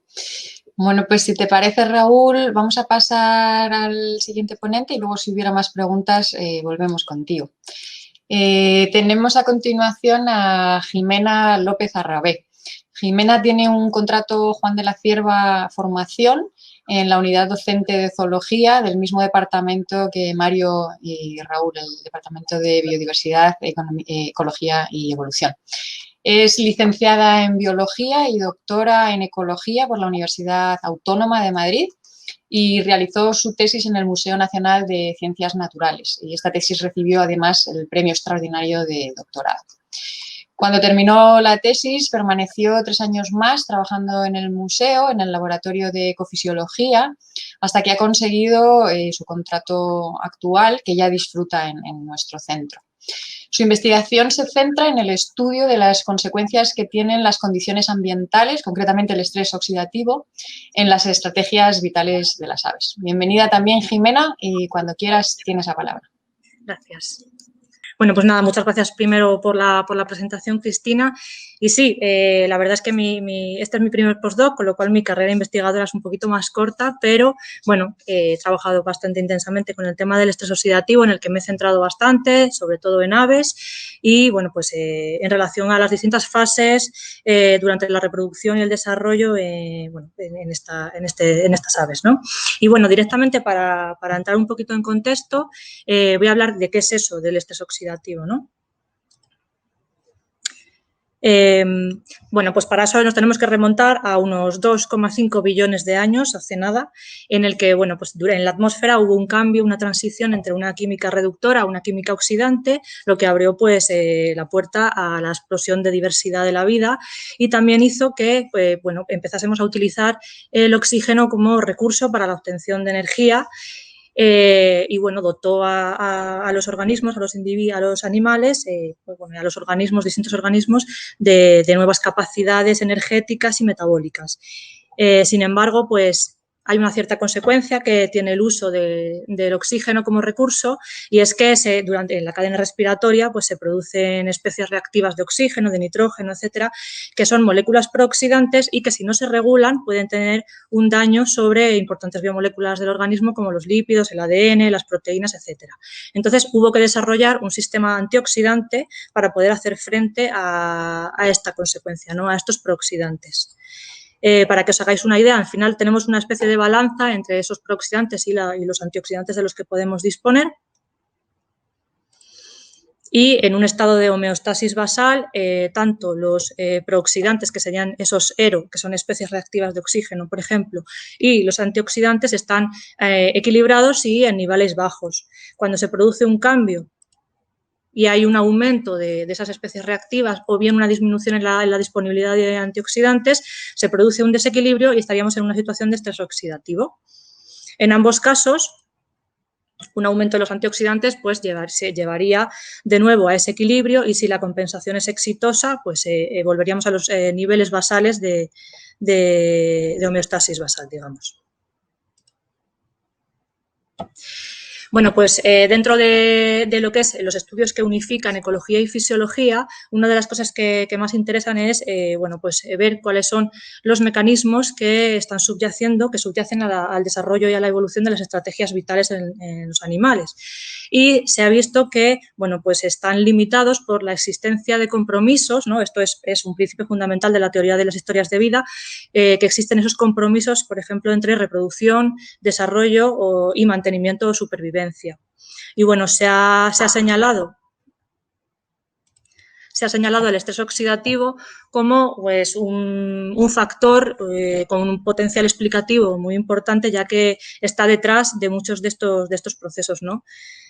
Y bueno, la mayor parte de los estudios ecofisiológicos en este campo pues, se han llevado a cabo en aves, precisamente porque son unos animales que bueno, tienen tienen una vida bastante larga y unas tasas de envejecimiento bajo en comparación con mamíferos del mismo tamaño al menos, y además, bueno, pues tienen, sin embargo, digamos, tienen un gasto energético muy elevado, un gasto metabólico elevado que podría llevar, o suponemos teóricamente que podría llevar a un aumento de ese estrés oxidativo derivado de ese metabolismo y, sin embargo, parece que han tenido que desarrollar sistemas antioxidantes y sistemas de defensa frente a esa oxidación, pues que son bastante únicas para el grupo, ¿no? De hecho, bueno, pues como podéis imaginar por el título, yo me he centrado en las aves, que en concreto he estado trabajando con el papamoscas cerrojillo principalmente, que es este pequeño pajarito, es una ave paseriforme migradora que cría en nuestras latitudes y que, bueno, en primavera, esto es un machito, el de la izquierda arriba, tenemos un macho, vemos que el plumaje nupcial es bastante diferente entre machos y hembras. En los machos, pues tiene esa coloración oscura del dorso frente al blanco, el contraste con el blanco más ventral. Las hembritas son un poco más pardas, sin embargo, en ambos tenemos bandas alares que bueno, también nos informan, son señales y ornamentos que también bueno, pues, son característicos en la frente, sobre todo los machos y algunas hembras también los tienen. Los pollitos veis que tienen un plumaje un poquito más pardo, normalmente bueno, anidan en mayo, la puesta suele empezar a finales del mes de mayo. Durante la incubación, el macho, bueno, es la hembra la que incuba exclusivamente y es parcialmente alimentada por el macho. Y durante la fase de pollos, normalmente los dos están haciendo pues, esas cebas y ese cuidado de los polluelos, ¿no? Y bueno, pues con este modelo lo que hemos querido precisamente es pues un poquito ver cómo se relaciona el estrés oxidativo, que es como nuestro centro, digamos, de investigación, con distintas fases de todo ese ciclo reproductor. Desde la nidificación, lo que es el ambiente del nido, en este caso también nos hemos centrado un poco en la presencia de parásitos en el nido, el desarrollo de los polluelos, todo lo que es inversión reproductiva, ya sea esfuerzo parental de cuidado de los polluelos o incluso lo que es el desarrollo de ornamentos sexuales y, bueno, pues el envejecimiento. Voy a ir contando un poquito de cada aspecto de estas relaciones y empezamos por el nido. El nido, pues, se ha considerado parte del fenotipo extendido de los animales, de las aves. Y, bueno, lo que hace es dotar a la nidada de una protección y que favorezca la supervivencia, ¿no?, de los polluelos y de la nidada. En el caso de aquellas aves que anidan dentro de oquedades, como en el caso del papamoscas, que está además muy adaptado a criar en cajas nido, lo cual también nos facilita a nosotros la labor como investigadores. Además, esos agujeros en los que anidan algunas aves tiene una estabilidad que facilita, que sí que les ayuda, digamos, a tener éxito en la nidada por tener menores tasas de depredación en comparación, por ejemplo, con los nidos abiertos. Sin embargo, esa estabilidad, precisamente, por ejemplo, de humedad y temperatura, hace que sea un medio excelente para la proliferación por ejemplo, de ectoparásitos, ¿no?, que tienen una presión bastante fuerte sobre esta especie. La presencia de ectoparásitos en el nido, ectoparásitos que se alimentan de la piel, de las plumas o incluso de la sangre de los hospedadores, pues puede tener efectos negativos sobre los pollos directamente por lo que es la actividad hematófaga o la actividad alimenticia sobre ellos, por pérdida de nutrientes, aumento del gasto energético, etcétera, y también sobre los adultos, sobre todo en el caso de las hembras, también por estar en contacto durante la incubación directamente con el material del nido y, pues la consecuencia de esa actividad hematófaga, pero también porque determinados comportamientos, determinadas pautas de comportamiento cambian para hacer frente a esta presión de los parásitos, como por ejemplo, pues pautas de higiene del nido, ¿no? Hemos visto en uno de nuestros trabajos, que está bastante relacionado con la cantidad de parásitos que hay en el nido. En este caso, en esta gráfica represento la cantidad de ácaros que había en un nido y que, pues que en aquellos nidos en los que hay mucha más cantidad, pues el porcentaje de pautas de higiene del nido, lo que es el limpiar el material y demás, estaba muy aumentado. Pero también, además, pues el hecho de que los pollitos estén en peor estado fisiológico puede hacer que aumenten su demanda y la hembra o el macho también pueden aumentar su esfuerzo parental para intentar sacar a la nidada y eso puede tener efectos sobre el propio organismo, ¿no?, de los adultos. De hecho, uno de esos efectos sería el resultante de lo que es la propia respuesta inflamatoria que hay ante las picaduras de los parásitos, que, pues eso hace que haya un aumento de la actividad metabólica, puede aumentar la producción de especies reactivas de nuevo y llevar a una situación de estrés oxidativo a los individuos, ¿no? Pues uno de los experimentos que hicimos en su momento cuando quisimos estudiar esto fue reducir la cantidad de ectoparásitos en los nidos mediante microondas en una serie de nidos y otros los dejamos con su población natural de parásitos y comparamos los niveles de antioxidantes y estrés oxidativo que teníamos en esos individuos, en los hospedadores. Y vimos un efecto bastante marcado sobre este antioxidante que sería el glutatión, ¿vale? Es un antioxidante intracelular, endógeno y demás, que tiene un papel bastante importante a nivel dentro del sistema antioxidante y vimos que en los nidos en los que no había parásitos o estaba muy reducida la carga parasitaria era mucho más elevado que tanto en hembras como en pollos que en los nidos en los que tenían la presencia natural de ectoparásitos que para nuestra población en concreto es bastante elevada, ¿no? Y pues esto nos está dando la idea de que efectivamente la presencia de ectoparásitos es un desafío oxidativo para estos animales, ¿no? En general, ¿cómo estudiamos estos efectos? Pues se pueden hacer mediante correlaciones, cuantificando directamente los parásitos que tenemos en los nidos o mediante experimentos como lo que os acabo de contar, manipulando la carga parasitaria. Este experimento se puede hacer o se ha hecho tradicionalmente mediante el aumento de una especie de parásito, lo cual puede tener algunos problemas de interpretación, puesto que muchas veces en los nidos lo que tenemos es una una comunidad de parásitos, no una única especie, y bueno, pues podría dar lugar a resultados un poco confusos, y también se puede reducir la carga, que es lo que hicimos nosotros, directamente meter a los nidos, obviamente sacábamos a los pollitos, tenía todo un protocolo y demás, en los microondas, y con unos segundos pues eliminábamos esa carga parasitaria completa. También se puede hacer extracción directa, congelación, uso de insecticidas, con bastante ojo, porque también hicimos un pequeño experimento en el que utilizábamos parte de los nidos, un insecticida muy, muy común tanto en aves como en otros animales, perros y demás, la permetrina, y bueno, vimos efectos negativos sobre el sistema antioxidante tanto en pollos como en adultos, y bueno, sobre todo también sobre incluso la biometría, o sea que hubo parte de intoxicación, digamos, por el uso del insecticida. Así que en nuestro caso directamente pues nos fuimos a métodos físicos, ¿no? Estos parásitos se recogen al final de la temporada de campo, una vez que han volado los pollitos. Lo que hacemos es recoger los nidos, los metemos en un embudo de Berlese, que lo que tiene es una luz arriba, que con el calor y la luz, pues lo que hace es que los microartrópodos caigan por el embudo y se recojan en un botecito con alcohol, que se quedan ahí conservados, y los podemos llevar a la lupa para cuantificar. Otros datos que podemos coger para estudiar todos estos efectos de los parásitos, pues serían lo básico, datos biométricos de la especie, de la población en ese año en el que estemos estudiando, ya sea el peso de pollos y adultos en distintas fases, longitud del tarso, longitud del ala, datos comportamentales que son muy, muy útiles para entender lo que está pasando, desde pues, filmaciones con cámaras externas, filmaciones con cámara interna, como en este caso que utilizamos unas pequeñas cámaras GoPro en la parte superior de las cajas nido, y veíamos pues, lo que pasaba dentro, ¿no? Esto te da mucha información desde pues, las conductas de higiene, las conductas petitorias de los pollos, de la hembra, pues eso, el trabajo de incubación, las cebas, etcétera, competencia dentro del nido. Y bueno, pues puedes obtener muchísimos datos muy interesantes con el uso de cámaras, ¿no? Y bueno, por lo último, y en nuestro caso que nos centramos en el estrés oxidativo, necesitamos datos fisiológicos, y eso pues lo hacemos con una pequeña donación de sangre por parte de los papamoscas, y con eso nos vamos al laboratorio, y nosotros para medir el estado oxidativo de estas aves lo que hemos hecho ha sido mirar varios parámetros a la vez dentro de la sangre, ¿vale? Varios parámetros de esa balanza que para tener una información un poco más detallada del estado general.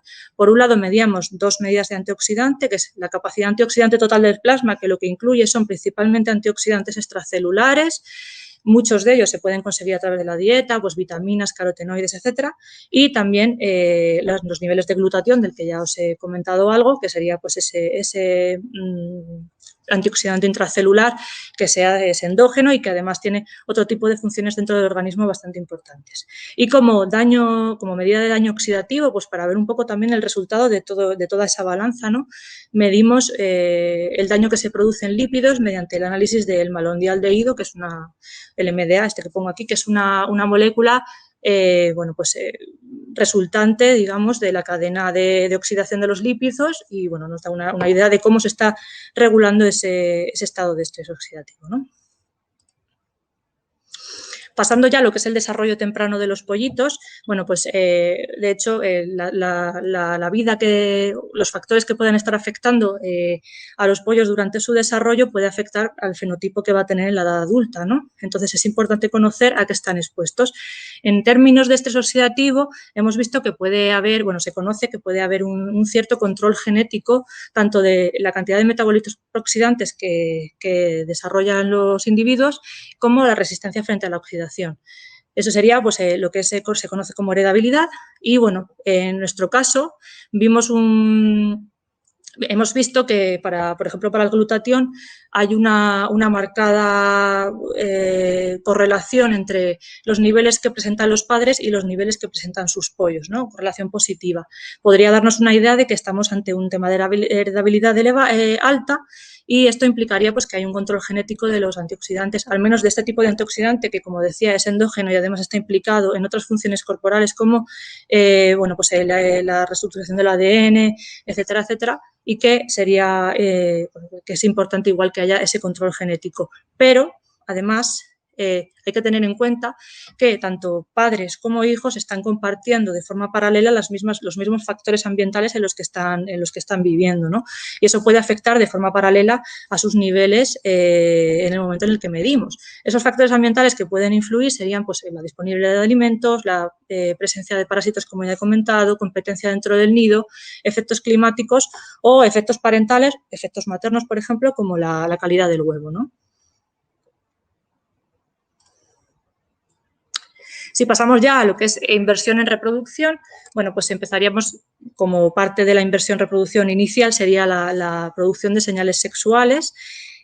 Bueno, de hecho, la coloración de las aves ha sido pues, un tema de estudio y de interés científico en estos campos de ecofisiología bastante importante. Generalmente, para un ornamento sexual lo que está señalizando es bueno, pues, algunas características de la eficacia biológica de los individuos que la presentan, ¿no?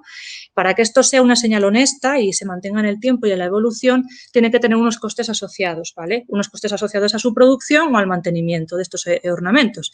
Y tradicionalmente estos costes se han asociado a limitación de recursos, limitaciones energéticas o el estado de inmunocompetencia de los individuos. Nosotros con el papamoscas, bueno, tenemos en este caso, la mayoría de los estudios se han centrado, los que se estudia al menos la limitación de recursos, se ha estudiado en coloraciones bueno, pues, que están basadas en carotenoides o en señales melánicas, que, bueno, pues precisamente están asociadas a determinada limitación de recursos. En nuestro caso, tenemos al papamoscas, igual que muchas otras aves, que lo que tienen son señales de color blanco, que en principio son áreas despigmentadas, acromáticas, que no dependen de ningún pigmento para poder producirse y que tampoco tienen ninguna nanoestructura determinada que sea costosa, ¿no? Entonces se han considerado tradicionalmente como señales poco costosas, pero sin embargo hemos visto que tienen un alto coste de mantenimiento, puesto que son muchísimo más sensibles a la abrasión y también pues a la actividad de bacterias degradadoras de plumaje y ectoparásitos. O sea que, bueno, sí que tiene un coste asociado el mantenerlas, ¿no? Se han asociado también estas manchas al estado oxidativo de los pájaros, de estos pájaros. En concreto, aquí uno de nuestros resultados ha sido que, bueno, pues los machos que tenían manchas alares de mayor tamaño tenían niveles de antioxidante mayores. Esto quiere decir que, bueno, pues nosotros lo hemos interpretado como que precisamente esas manchas están señalizando la capacidad para hacer frente a la oxidación de esos machos, ¿no? Las hembras en la fase de pollos también presentaban relaciones similares para los antioxidantes. Sin embargo, un resultado también curioso que nos salió es que durante la fase de incubación la relación era la contraria. Tenían una capacidad antioxidante total más baja aquellas que tenían manchas alares mayores. Y bueno, pues esto lo hemos interpretado precisamente al ser una fase temprana, digamos, en la reproducción. En esta fase suele haber más competencia entre hembras y probablemente esas hembras que tienen manchas alares más grandes están teniendo muchas más interacciones con otras hembras que pueden llevar pues, a que haya un proceso de estrés, ¿no? Además, se ha asociado, ya conocemos también algunos resultados anteriores en los que hemos visto que aquellas hembras que tienen las manchas también más grandes en las manchas alares tienen mayores niveles de testosterona y la testosterona está también asociada a un aumento en el estrés oxidativo, mayores niveles de testosterona.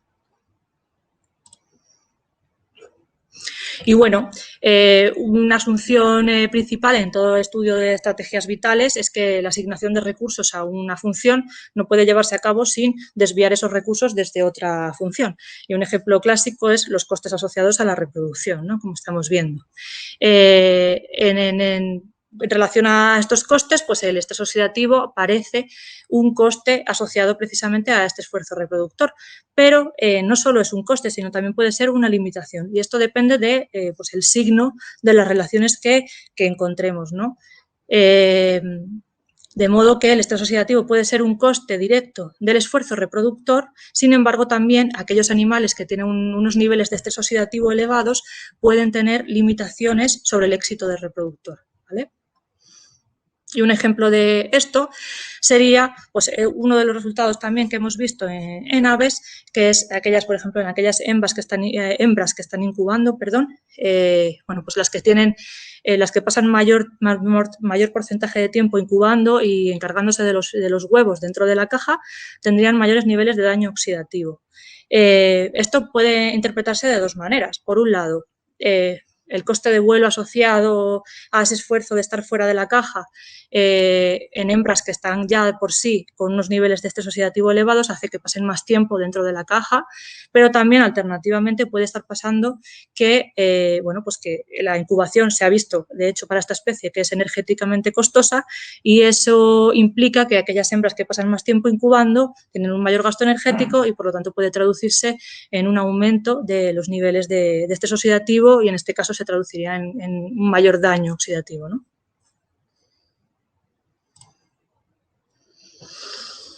Y bueno, la última, digamos, parte de lo que es cerrar el ciclo de las etapas en relación al estrés oxidativo sería el envejecimiento. Pues uno de los costes también asociados a la reproducción es que cuando se excede un nivel sostenible, digamos, de esos costes para los individuos reproductores, puede llevar a la aparición de un envejecimiento acelerado. Desde la década de los 90 el envejecimiento se ha visto que está asociado al acortamiento de los telómeros. Los telómeros son, bueno, pues estas regiones terminales de los cromosomas que está formada por secuencias repetidas no codificantes y que lo que hacen es darle estabilidad pues al ADN de los cromosomas y que de forma natural se acorta con cada ciclo replicativo.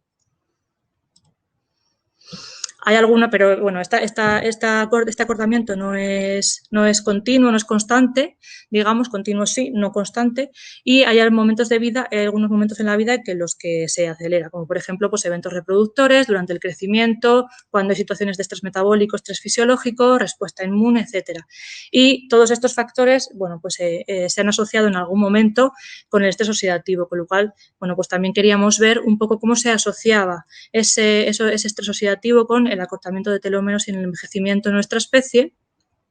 Y hemos encontrado también algunos resultados interesantes, como por ejemplo que, bueno, pues aquellos adultos que te presentaban longitudes de los telómeros menor longitud de telómeros, en el año anterior habían tenido unos niveles en la época de puesta, digamos, de reproducción anterior, habían tenido unos niveles de daño oxidativo mayores. Es decir, hay una correlación negativa entre los costes asociados a un evento reproductor y la longitud de telómeros, ¿no? Estarían en peor estado aquellos individuos que han tenido, bueno, o sea, digamos, se vería el efecto sobre los telómeros en el año siguiente, ¿no? Y además, bueno, hemos visto que aquellos padres que presentaban un acortamiento de los telómeros mayor tenían una descendencia, unos pollitos con niveles de daño oxidativo también mayor. Y esto, bueno, pues puede implicar que la edad fisiológica de los padres puede afectar claramente a la calidad de la descendencia. Y bueno, pues recapitulando, obviamente dentro de mi línea de investigación me sigue interesando y quiero seguir trabajando y espero seguir trabajando en esas relaciones que he encontrado entre pues, parásitos y estrés oxidativo, desarrollo, reproducción, senescencia. Y este último año, bueno, he podido estar empezando a trabajar con el mundo de las hormonas, el mundo del estrés fisiológico, que me parece que me gustaría mucho continuar un poquito por ahí y meterlo en todas estas relaciones pues para entender un poco mejor cómo se engloba todo este entramado de relaciones que nos da la idea de que parte de la ecología de los animales en parte es ecología oxidativa, ¿no? Y bueno, hablo casi todo el rato en plural porque en realidad todo este trabajo de mi línea de investigación no hubiera sido posible sin un equipo detrás. Bueno, pues con mis directores de tesis en su momento, Juan y Lorenzo, mis compañeros Alex, este último año trabajando con Diego Gil, pues eso, que me ha introducido un poco el mundo de las hormonas. Tuve la posibilidad de trabajar y de aprender algo un poco de todo lo que sabe esta mujer de Pat Monaghan en la Universidad de Glasgow, y quería agradecer pues bastante al grupo de investigación de biología evolutiva y la conservación por la cálida bienvenida que me han dado, a pesar de, bueno, pues de la situación que estamos viendo tan excepcional, y en especial a Javier, que, bueno, pues con el que espero trabajar y estos años próximos y que salgan cosas muy, muy interesantes. Y nada, muchas gracias a todos. Muchas gracias, Jimena. También interesantísimos proyectos los que traéis. Acaba de entrar una pregunta ahora mismo de Álvaro. Espera, porque acaba de saltar a otro sitio. Aquí la tengo. Te pregunta, dado ese metabolismo tan alto en las aves, ¿son un buen modelo de estudio del estrés oxidativo para otros organismos? Sí, claro. A ver, como modelo de estudio sí que son otros organismos. Tú puedes mirar el estrés oxidativo. De hecho, también puede ser muy interesante lo que pasa, por ejemplo, creo que estoy entendido bien la pregunta. Si pueden ser otros organismos también buen modelo de estudio. Creo, aunque podemos preguntarle a Álvaro, pero creo que lo que Álvaro te pregunta es que como son tan especiales estas aves porque tienen un metabolismo especialmente alto, si son un buen modelo de estudio general, si son representativos del resto. Entiendo que esa es la pregunta de Álvaro, pero que se manifieste él.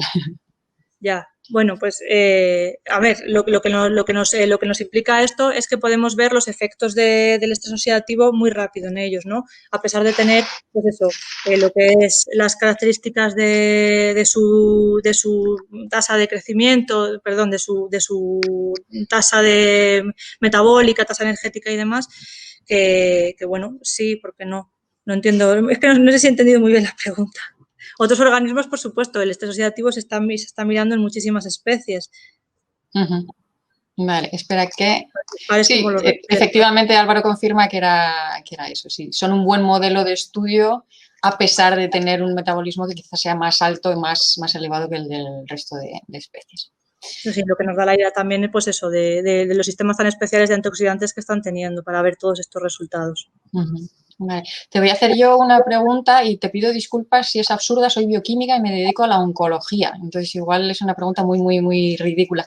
Pero, ¿se puede plantear uno intervenir para que el impacto del estrés oxidativo en las especies sea menor? Y si es así, ¿se intervendría sobre la fuente del estrés oxidativo, que supongo que sería lo ideal, o sobre los individuos? No sé si me explico. Si se puede intervenir, o sea, si podemos eliminar factores de estrés oxidativo, entiendo que en cierta manera ambientales se podrían controlar, pero el estrés oxidativo es algo inherente a la vida, o sea, eso no lo vamos a poder eliminar. Los desbalances de los que hablabas. Claro, eso está ahí, ¿no? Y se está constantemente equilibrando y desequilibrando. Sí que va a haber, en términos generales, factores que van a aumentar ese nivel de estrés oxidativo y que se podrían regular, igual se podrían regular. Lo que no sé decirte es de qué manera, ¿no? De qué manera se podrían controlar. Muy bien, tenemos otra pregunta. ¿Existe alguna relación entre los niveles de estrés oxidativo en hembras y sus ornamentos en épocas distintas a la reproductiva, en el caso del papamoscas?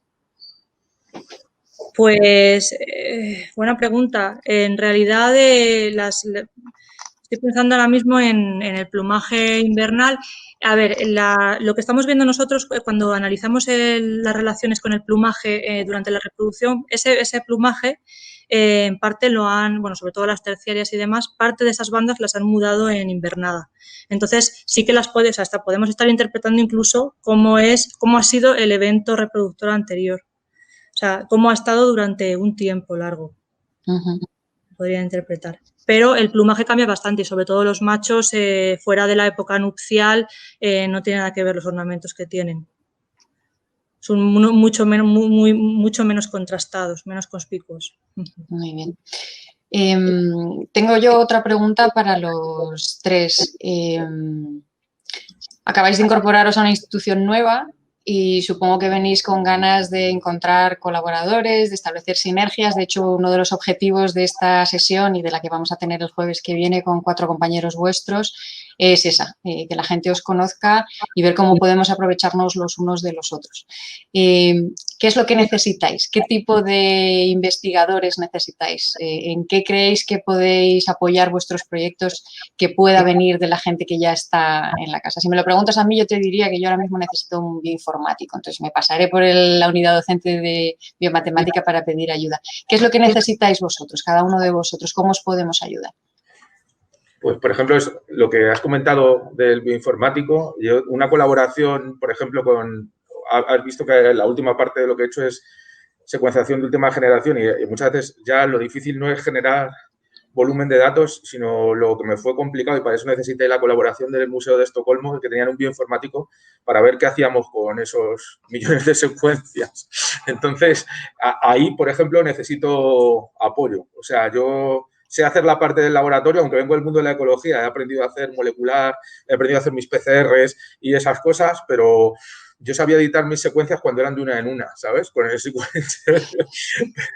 pero ahora, por ejemplo, hay un apoyo, alguien del mundo incluso del departamento de genética probablemente, o sea, que no hubiese llegado como yo a la genética, sino alguien que se haya formado allí, ahí podría haber una colaboración buena, porque esto vale para muchas cosas, ¿eh? O sea, para, por ejemplo, tema de plagas, todos los contenidos estomacales de las especies que se comen a otras especies, ahora todos esos análisis de dieta, o sea, se puede saber la dieta de una araña, de una avispa, o sea, todas las relaciones tróficas ahora se infieren gracias bueno, pues a las posibilidades que nos da la secuenciación masiva, ¿no?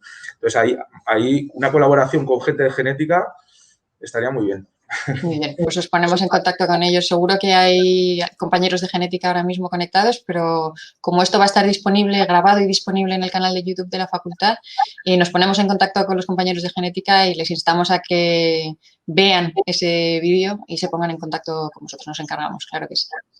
Y Jimena y Mario, ¿tenéis alguna petición? Bueno, yo más que petición es un poco, pues vengo con una cierta mochila y con un cierto aprendizaje sobre técnicas de laboratorio y demás, pero desde luego que me falta muchísimo por aprender ahí. El tema de molecular también, como comentaba él, pues para mí pues, me queda un poquillo más lejos y me vendría súper bien ese apoyo. Y bueno, básicamente es un poco esa parte la que creo que podría beneficiarme un poco de unas colaboraciones y demás. En tu caso, Jimena, bueno, se me ocurren varias personas que te pueden echar una mano, pero yo te sugeriría que contactaras con la unidad docente de fisiología animal, porque allí hay grupos muy interesantes. Se me está ocurriendo el de María Jesús Delgado, que yo creo que te pueden echar una mano en cuestiones relacionadas con estrés. No me quiero dejar a nadie, pero me ha venido ahora mismo a la cabeza y seguro que ellos te pueden echar una mano. Nosotros, como te digo, trabajamos, por ejemplo, en cáncer y el estrés oxidativo juega un papel fundamental. De hecho, muchas de las diapositivas que has puesto son idénticas a las que utilizo yo para explicar la biología molecular del cáncer, pero mi protagonista es una célula en lugar de un organismo, pero seguro que compartimos un montón de cosas y también nos podemos echar una mano y podemos establecer colaboraciones, claro que sí. Muy bien, muchas gracias. Mario. Bueno, pues Raúl lo ha clavado, porque lo de la genética me ha pasado a mí también con técnicas de secuenciación o genómica y eso, pues ese volumen de datos a mí me pasa lo mismo, un poco que te ves ahí que tienes eso y no sabes por dónde cogerlo. Entonces, bueno, eso me pasa ahora mismo con un set de datos y bueno, yo qué sé, también hay pues, haciendo ciencia pues, multidisciplinar y estas cosas, pues ya se sabe que pues es gente que maneje muy bien datos de estadística, por ejemplo, ¿no? Por decirte algo casi obvio, o teledicción, herramientas casi ya que han llegado a un nivel tan conciso que es que, claro, estás aprendiendo todas las técnicas y aprendes a hacer microsatélites, Next Generation Sequencing, modelización de nicho, pero siempre te falta algo, siempre te falta pues no sé, a lo mejor saber hacer un metaanálisis, saber hacer... Entonces, bueno, todo esto, gente de bioestadística, todo esto siempre es súper útil, pero por supuesto también taxónomos, zoólogos y ecólogos, en mi caso, gente que conozca patrones de biodiversidad, que sumen que sumen a los patrones y procesos que a mí me interesan o que sean diferentes y para generar una discusión, todo esto, ideas, todo eso siempre es fenomenal. hablar. Por supuesto, de hecho, como os decía antes, uno de los objetivos de esta sesión es precisamente esto. Nos están diciendo a través del chat, Esther Pérez Corona, que Carmen Callejas, Raúl, que te pongas en contacto también con Carmen Callejas de la unidad docente de genética. También te puede echar una mano. Y con respecto al análisis masivo de datos, que yo creo que es algo a lo que nos estamos enfrentando todos, independientemente del tema en el que trabajemos, no sé si lo sabéis, pero se han solicitado varias plazas de bioinformática para que se incorporen a la universidad y alguna viene avalada por la facultad. O sea que si todo va bien y tenemos suerte, tendremos un compañero próximamente especialista en este tema que seguro que nos va a venir fenomenal a todos. Precisamente se propuso este tipo de perfil por eso, desde la multidisciplinaridad y pensando que podía ser muy útil para toda la gente que trabaja en biología y en otras disciplinas. Voy a ver si tenemos... Vale, Marta Novo, que también compañera, dice que hay un servidor central en la Complutense, Brigitte, que podéis utilizar para análisis de datos. Como veis, hay muchas ganas de ayudar, de colaborar y de que os sintáis en vuestra casa, que es lo que es a partir de ahora la facultad. No hay más preguntas en el chat. Vamos a terminar, si queréis, aquí, porque llevamos ya casi 2 horas charlando.